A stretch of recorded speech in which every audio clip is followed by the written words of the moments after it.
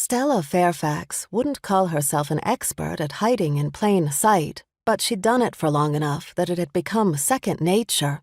Wrap her chest beneath a man's shirt, keep her hat low on her head, walk with a swagger she never truly felt. She was Stephen, as far as anyone on this wagon train to Oregon was concerned.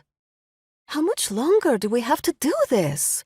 Her sister Lily, younger by almost 4 years, asked the question like a complaint as she sat on the bench seat of their family wagon. Lily was in disguise too. She was dressed as Louis Fairfax, though she wasn't as practiced at the disguise as Stella. She sat slouched in the wagon seat with the reins dangling from her hands and her hat pulled low over her face. Next to her, Stella rode the massive black stallion beside the wagon. Dusk was gathering around them, and Stella couldn't help wondering why the wagon master, Hollis Tremblay, hadn't yet called a halt for the day.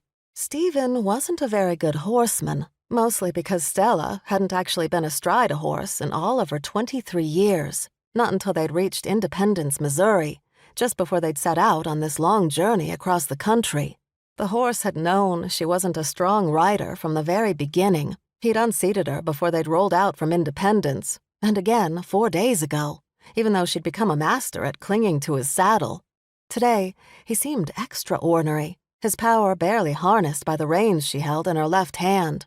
Her right forearm still ached from how she'd landed on it when she'd been thrown, and the terrible horse could smell her weakness. She clutched the reins tightly, pressing her left hand into her thigh. She wouldn't lose control of him again, wouldn't let him run. Lily scratched a place on her side, right where the binding was wrapped that currently hid her womanly figure. Stella bit back the urge to correct her. She was well aware of how the binding constricted, how it made one sweat and itch. "How long?" Lily said plaintively. "Until we're safe." Stella pitched her voice in a lower register, completely dedicated to the farce they'd played since they'd reached Missouri. "We ain't never gonna be safe again," came a muttered voice from inside the wagon. "Irene." Lily sighed. With her hat pulled low like it was, Stella couldn't see the accompanying roll of her sister's eyes. But she'd had charge of her sisters for almost a decade now, and she knew Lily. Lily had definitely rolled her eyes. "We haven't seen anyone from outside our wagon train in 2 weeks," Stella reminded all 3 of them. She glanced around. There was no one within earshot. The closest wagon was several yards away, and no one was on foot nearby. If they wanted to keep up their ruse, they needed to be careful. "The Byrne brothers ain't ones to give up so easy." Irene's statement held an ominous ring.